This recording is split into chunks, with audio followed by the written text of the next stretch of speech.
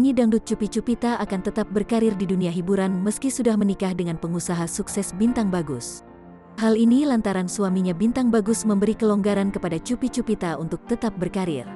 Namun Bintang Bagus memberi satu syarat agar tetap menjaga martabat keluarga.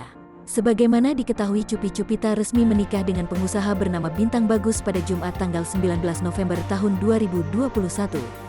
4 bulan menjalin asmara dengan Bagus, Cupi Cupita akhirnya memutuskan kepelaminan dan resmi melepas status lajang. Cupi Cupita dan Bagus sepakat untuk menggelar akad nikah terlebih dahulu karena ingin cepat sah menjadi sepasang suami istri. Penyanyi dangdut bernama asli Cupi Warsita resmi melepas masa lajang setelah menikahi kekasihnya yang bukan dari kalangan artis melainkan pengusaha.